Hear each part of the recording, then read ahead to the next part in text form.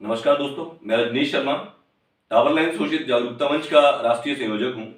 और tower line शोषित जागरूकता मंच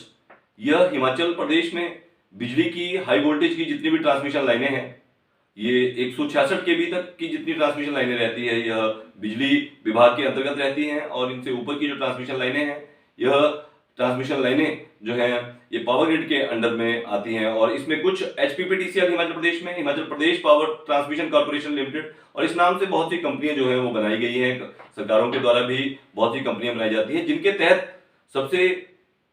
हिमाचल प्रदेश जो है वो बिजली में अग्रणी राज्य है। हम लोग यहाँ पे बिजली का इतना उत्पादन करते हैं कि सारी बिजली को बाहरी राज्यों तक पहुंचाने के लिए हमारे को बिजली की ट्रांसमिशन लाइनें जो हैं वो बिछानी पड़ती हैं। यह सारा कार्य जो है बहुत बड़ी बड़ी कंपनियां एनटीपीसी, एनएचपीसी, एसजीवीजेएनएल और भी जितनी पावर ग्रिड के बहुत बड़ी बड़ी कंपनियां, ऐसी ऐसी कंपनियों के नाम इसमें जुड़े हैं। ऐसी ऐसी इसमें आपराधिक जो है यह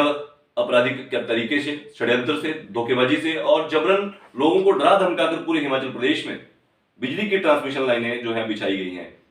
आप सबको विदित होगा कि हिमाचल प्रदेश में लगभग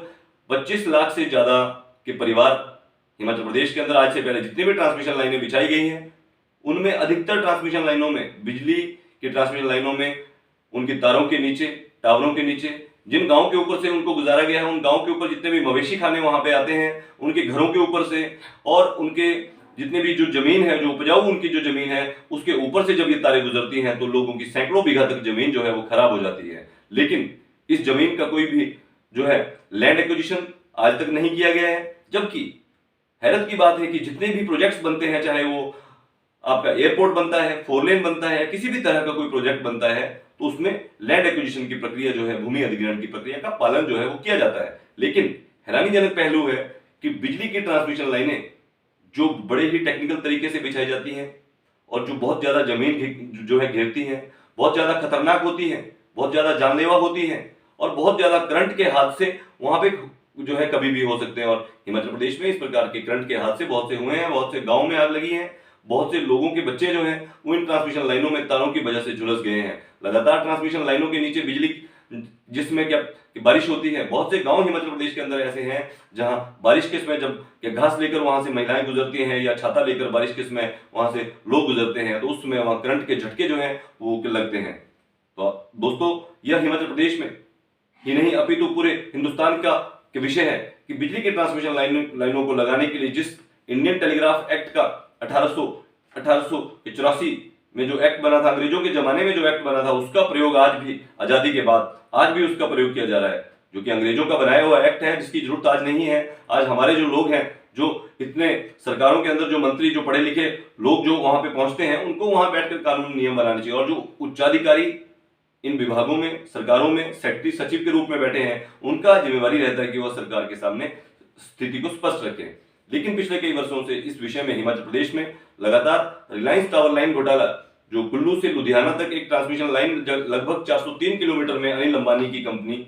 रिलायंस ने कई और कंपनियों के साथ मिलकर जो है बिछाई। यह गैरकानूनी तरीके से सभी जिलों में मात्र लोगों को बहुत बहुत थोड़ा थोड़ा पैसा, किसी को 2000, किसी को 4000, कुल्लू जिले में 2-2 हजार में टावर लगाए, जबकि बिलासपुर जिले में जो है वो टावर लगाने में 5 लाख या 7 लाख भी दिए। लेकिन तारों के नीचे जितने घरों के ऊपर से जो तारें बिछाई उनका कोई मुआवजा नहीं दिया, उनके घरों का कोई मुआवजा नहीं दिया। जबकि रिहेबिलिटेशन R&R जो प्लान रहता है उसमें जो डिस्प्लेसमेंट ऑफ फैमिली है उनको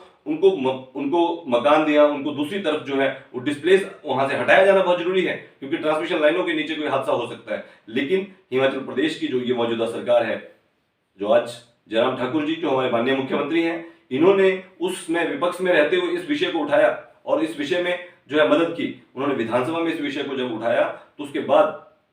सभी 4.5 साल के अंदर अभी तक उन्होंने इस विषय में बार बार उनको जो है बहुत बार उनके ही क्षेत्र के सराज विधानसभा के, नाचन विधानसभा के और श्री नैना देवी जी विधानसभा के लोग उनको कई बार मिल चुके। उन्होंने कहा कि वो जल्द ही इस पे जो है कानून बनाएंगे, इसको विधानसभा में ले जाएंगे। लेकिन अभी तक इसको हिमाचल विधानसभा में नहीं ले जाया गया। ऊर्जा मंत्री सुखराम चौधरी जी द्वारा भी इस विषय को दबाया गया, जबकि उन्होंने स्वयं ट्रांसमिशन लाइनों के नीचे मार्केट जो वैल्यू है जमीन की वह कम हो जाती है, इस विषय को खुद उठाया था। तो दोस्तों, आप सबको बताना चाहूंगा कि रिलायंस टावर लाइन घोटाला को जो मामला है यह 4.5 सालों तक जो है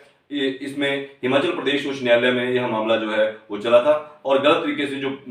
जो वहां पे जितना भी उन्होंने ट्रांसमिशन लाइन को बिछाया था, उस सारे मामले पर हिमाचल प्रदेश उच्च न्यायालय में 4.5 साल के बाद उसमें पुलिस इंक्वायरी के आदेश दिए गए थे। जो अभी फिलहाल मामला जो है वह सर्वोच्च न्यायालय में है और सर्वोच्च न्यायालय में यह मामला जो है अभी लंबित है। लेकिन हैरानी की बात है, देखने वाली बात है कि हिमाचल प्रदेश में क्या ये जयराम सरकार अभी जाने से पहले जिस प्रकार से सभी को लुभावने जो है वो नारे दिए जा रहे हैं, क्या हिमाचल प्रदेश में लगभग 25 लाख से ज्यादा जो लोग ट्रांसमिशन लाइनों के जो लोग हैं, परिवार हैं, वो अपनी जमीनों के अधिग्रहण का कानून बनने की उम्मीद इनसे जो है रखे हुए थे, क्या उस उम्मीद पर ये खरा उतरेंगे? क्या गरीब के लिए कानून बनाएंगे या बिजली कंपनियों के सहयोगी रहेंगे, उनको और रॉयल्टी देंगे, या ट्रांसमिशन लाइनों को बिछाने वाली कंपनियों से सिर्फ जो है चुनावी चंदे के लिए जो है मुद्दे उठाएंगे, या उसके बाद नहीं कराएंगे? यह हिमाचल प्रदेश की जयराम सरकार के पास इस समय जाने से पहले एक बहुत महत्वपूर्ण विषय है। इस पर सरकार की स्थिति, क्या अंबानी के दबाव में उस सारे विषय को अब तक जो है दबाया गया है? लोगों का करोड़ों रुपए का